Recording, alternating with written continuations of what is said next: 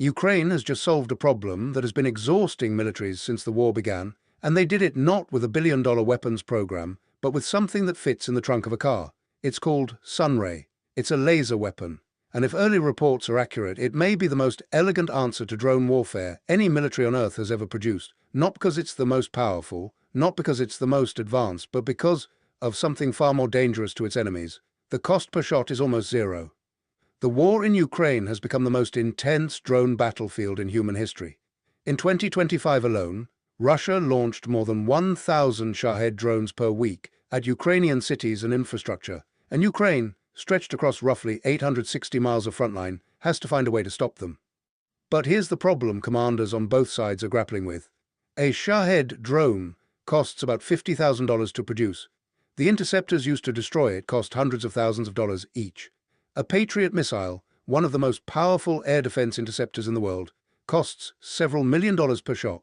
So every time Ukraine fires a Patriot to take down a cheap Iranian-designed drone, Russia wins the economic exchange by a massive margin. Launch enough low-cost drones and eventually the defender runs out of expensive missiles. That's not a military strategy. It's an accounting strategy, and it's working. And this is where the war leaves the battlefield and enters game theory. Russia doesn't need to win battles. They only need to bankrupt Ukraine. This is asymmetric attrition warfare. And every Patriot missile is not just a weapon, it's a financial transaction. And that is exactly what Sunray is designed to do. On February 10th, 2026, The Atlantic published a report describing a field demonstration of a weapon Ukrainian soldiers and engineers had quietly built over 2 years in the middle of an ongoing war.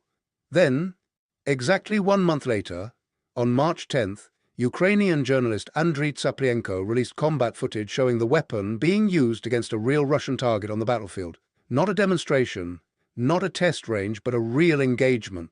Ironically, the footage was captured by a Russian military drone, and what it showed looked almost otherworldly.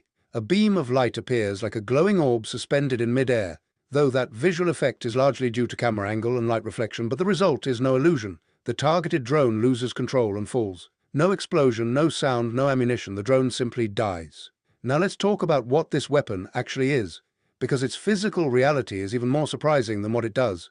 There's no massive machinery, no truck-sized generators, no teams of technicians in fortified bunkers, monitoring glowing control panels.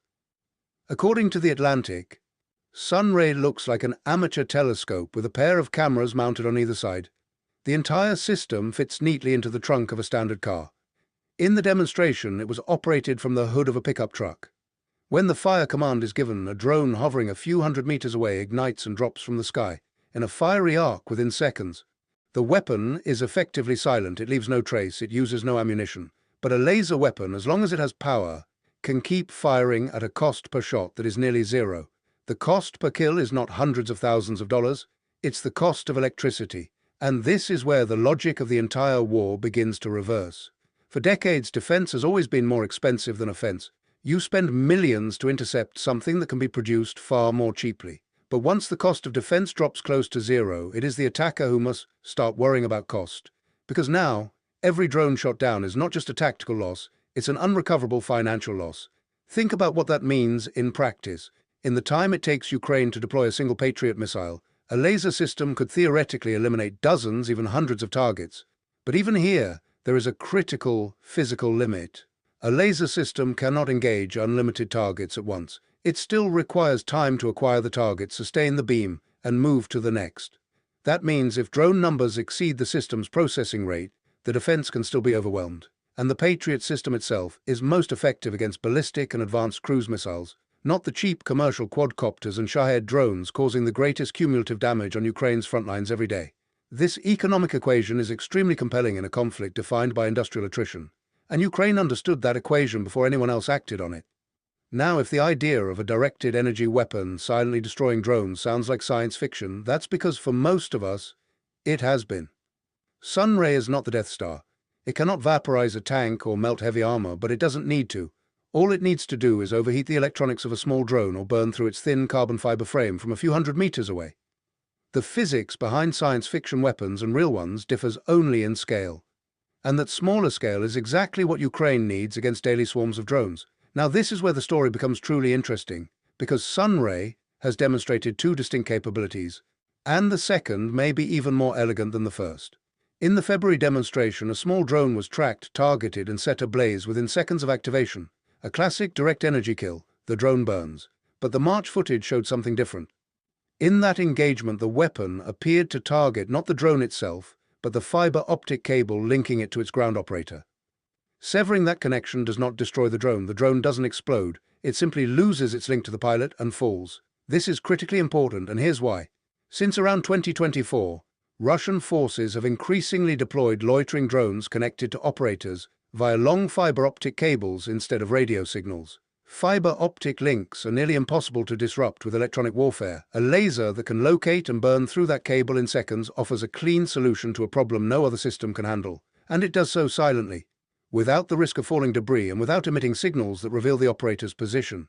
This is not just a weapon, it's an entirely new category of solution, and it doesn't stop there. In the short-range threat category, modified commercial quadcopters carrying grenades or shaped charges have become one of the defining tactical weapons of this war. They are cheap, numerous, and increasingly difficult to shoot down with conventional weapons because they fly low, move unpredictably, and appear in large numbers. A point defense laser system that can silently destroy a drone within seconds of detection, without revealing its position, and without expending any ammunition, represents something fundamentally new at the company and battalion level. Mount it on a vehicle, power it with a generator, and let AI tracking handle the targeting. Every incoming FPV drone becomes a potential target, and each interception costs virtually nothing. Now let's talk numbers, because this is where the Sunray story becomes truly remarkable. The weapon took roughly 2 years to develop. The prototype reportedly cost a few $1,000,000. The projected unit cost for mass production is in the range of a few $100,000. Compare that to similar programs in the West. The US Navy's Helios system, developed by Lockheed Martin under a 2018 contract worth $150 million, covers only development, not the unit cost to deploy across a fleet. Some estimates of the full Helios program, including follow-on options, push total potential costs close to $1 billion. Germany's Rheinmetall and MBDA have been developing a ship-based laser demonstrator since at least 2019. As of early 2026, that program has completed a year of sea trials and over 100 live-fire tests, and their budget committee has raised alarms over projected costs of €462 million, about $548 million, for the demonstration phase alone. Those requirements significantly increase both cost and development time. Ukraine's Sunray is creating an entirely different category. Cheap enough for mass production, fast enough for wartime production, and effective enough against the specific threats killing soldiers on the front lines right now. And this is not accidental, it's a model. The Sunray program reportedly began in early 2024, when Russia was significantly escalating Shahid operations and Ukraine's air defense reserves were under severe strain. The engineers behind it did not have the luxury of multi-year procurement cycles, congressional authorization hearings, interoperability testing phases, or decade-long development roadmaps. They identified a problem, they started building, they iterated continuously, and 2 years later, they had something capable of being publicly demonstrated in one of the world's most prominent publications. Compare that timeline to the West. US Navy laser weapon efforts in various forms have been running for over 2 decades. Germany's ship-based laser has been in development for at least 6 years and still hasn't reached operational deployment. The UK's Dragonfire program successfully demonstrated its laser weapon in 2024 trials, but has been in development since 2017. Western procurement systems are designed to minimize risk, ensure long-term reliability, and deliver weapons that can serve for decades. But that process is not compatible with the pace at which drone threats are evolving in Ukraine. By the time a Western directed energy weapon completes its standard development cycle, Russian drone engineers may have already introduced 2 or 3 new generations of improved designs. Ukraine is not optimizing for longevity or procurement comfort. They are optimizing to get something functional onto the battlefield before the next wave of Shahed drones arrives. And that culture has produced some of the most important military innovations of this war. Now it's time for intellectual honesty, to step back. Because alongside all of Sunray's promise, there are very real limitations. The February demonstration showed a small drone destroyed at a distance of a few hundred meters. The cited limitations are exactly what you would expect. Significant power and infrastructure requirements, inability to engage targets beyond line of sight, and heavy dependence on clear atmospheric conditions. Laser energy is scattered by water vapor, dust, and aerosols. A weapon that performs brilliantly under clear skies may behave very differently in the mud, fog, and smoke of an active front line in eastern Ukraine. But there is a limit no technology can overcome. Destroying a small hovering quadcopter at a few hundred meters requires a specific amount of energy focused on a small target over a short period of time. Destroying a Shahed 136, flying at 110 miles per hour from nearly a mile away, requires significantly more energy, more precise tracking, and much longer dwell time. Based on what has been publicly disclosed, Sunray almost certainly cannot destroy Shaheds at operational distances, and that is not a minor caveat. Shahed drones are the weapons that have caused the greatest cumulative damage to Ukraine's infrastructure, civilian life, and energy systems. They are the drones that have plunged Ukrainian cities into darkness in winter, destroyed power plants and substations, and killed civilians in their homes. If Sunray cannot reliably destroy them, it is not Ukraine's Iron Dome. It is a specific point defense tool, valuable against short-range drone threats. An important component, but ultimately just one layer within a broader system, not its core. And that is exactly how Ukrainian officials are describing it.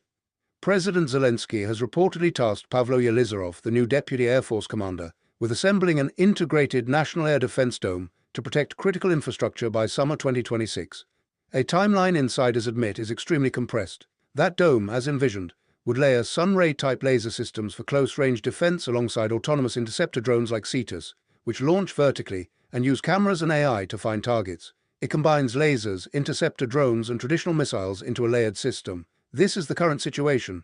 Technically, Sunray is the third publicly confirmed laser weapon Ukraine has developed since the full-scale invasion began in February 2022. The first is Trident, which Ukraine's unmanned systems forces confirmed in early 2025, can engage aerial targets above 2 kilometers altitude. The second is Slimbeam, whose specifications were publicly released by Ukraine's Ministry of Defense at launch. Both programs were disclosed with relatively generous technical detail. Sunray is different.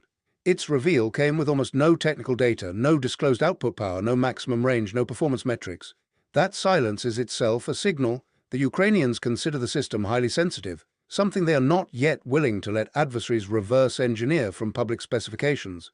What we do know is this. 2 years from concept to field demonstration, a few $1 million for a prototype, and a few $100,000 per unit at scale. A system that can silently eliminate a small drone in seconds, without firing a single round, without noise, and without emitting signals that reveal its position. In a war defined by brutal attrition math, where every dollar matters, every missile fired creates supply chain strain, and every advantage is measured in fractions accumulated over months, this combination of capabilities is not a footnote. It is a potential turning point in the economics of the conflict. If this proves effective at scale, the consequences will not stop at Ukraine. Every military in the world will have to rethink its entire air defense doctrine. A defensive system with near zero cost per shot would disrupt the entire economics of low-cost attack drones. And beyond that, it raises a more dangerous question. If defense becomes cheaper than offense, does the entire logic of modern warfare begin to reverse? Sunray has not solved the drone problem. Ukraine's air defense is not complete. Shahed drones are still flying. The front line still stretches 860 miles. And the most critical questions, range, power, weather performance, remain unanswered. But throughout this war, Ukraine has repeatedly demonstrated its ability to close technological gaps that seemed impossible just 5 years ago, faster than anyone expected, and at a fraction of the cost of comparable Western programs. A weapon that fits in a car trunk, runs on electricity, and silently kills drones without ammunition, in the most intense drone war in human history, may only be the beginning of something much bigger. If you find this analysis valuable, consider subscribing and sharing to support the channel. Thank you for your time.